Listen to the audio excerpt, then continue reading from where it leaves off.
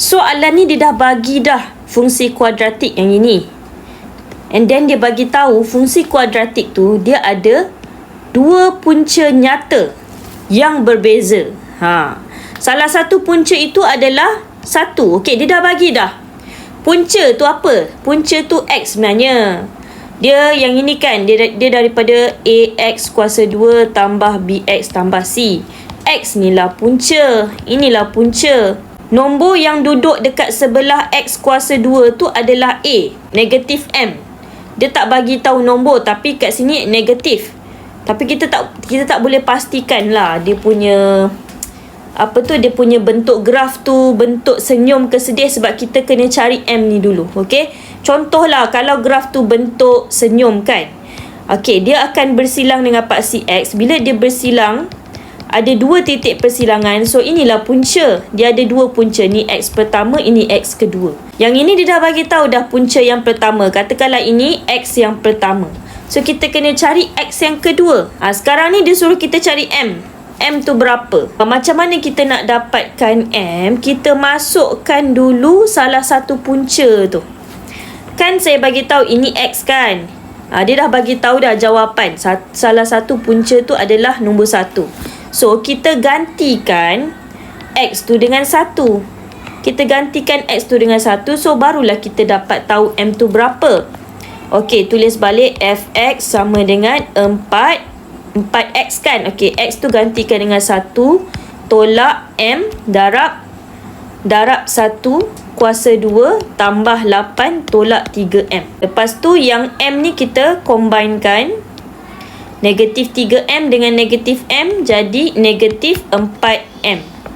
Okey, lepas tu yang nombor ni pula 4 tambah 8. 4 tambah 8 jadi 12 kan. So sekarang ni kita dapat negatif 4M tambah 12. Okey, sekarang ni kita still lagi tak boleh cari M tau. Tahu tak kat mana? Kenapa kita tak boleh cari M? Sebab kita kena tahu Fx ni sama dengan berapa tau. Fx ni apa? Fx ni adalah Y. Kita kena tahu nilai Y tu berapa dan barulah kita boleh cari M tu. Okey, korang kena tahu tau. Setiap punca dia adalah pintasan X tau. Kalau pintasan X, nilai Y adalah kosong. Okey, contohlah. Ni paksi X. Okey, graf fungsi tu bersilang dengan paksi X. Okey, ni dia punya punca kat sini. Ada dua titik persilangan, ni dia punya punca. Ni X pertama, ni X kedua, contoh. Okey, kan dia berada pada paksi X kan. So, maksudnya, dia punya Y tu kosong.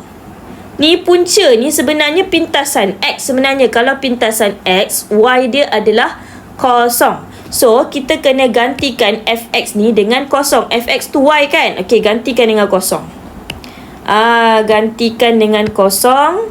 Lepas tu barulah kita boleh cari M tu berapa. 12 ni pindah pergi ke kiri. Jadi negatif 12. Negatif sama dengan negatif 4M. Lepas tu negatif 4 ni pindah ke kiri. Jadi bahagi. M bersamaan negatif 12 bahagi negatif 4. Okey, 12 bagi 4, 3. So, jadi positif 3. M bersamaan 3. Lepas tu dia nak kita cari lagi satu punca. Lagi satu punca. X yang pertama kita dah dapat dah yang ini. Sekarang ni kita nak cari X yang kedua.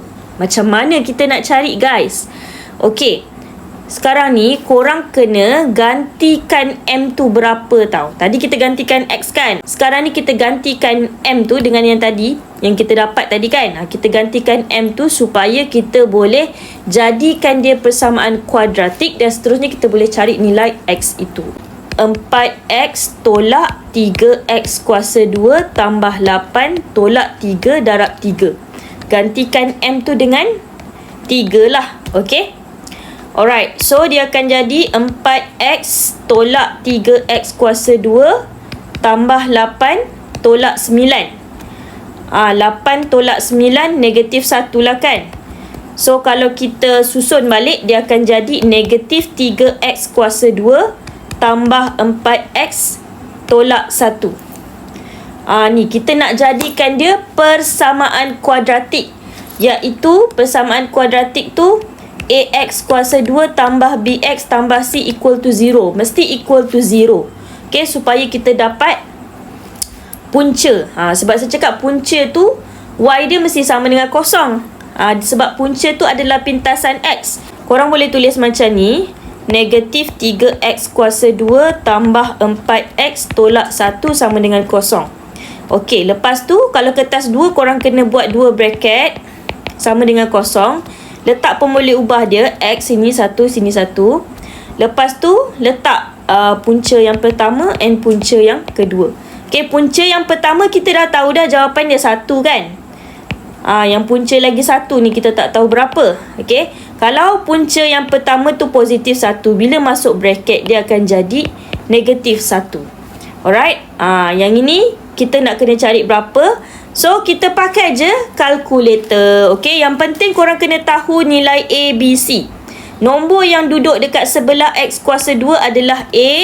Nombor yang duduk dekat sebelah X adalah B. Dan nombor yang duduk dekat, yang tak ada duduk kat mana-mana X, dia adalah C. Okay, kena cari nilai A, B, C dulu.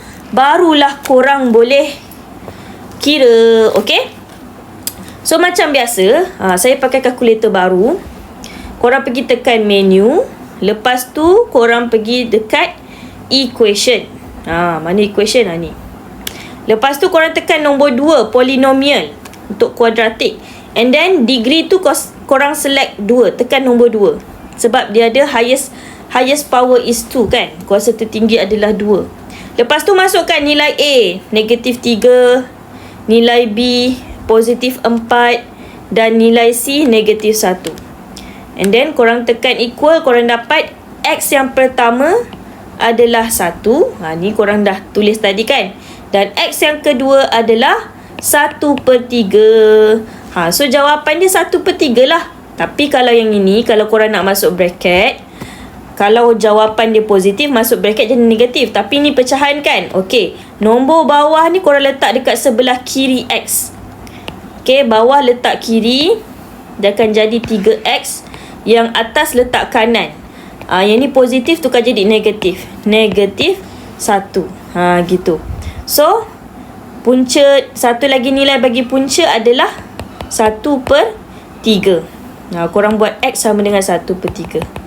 Okey, itu saja korang. Thank you.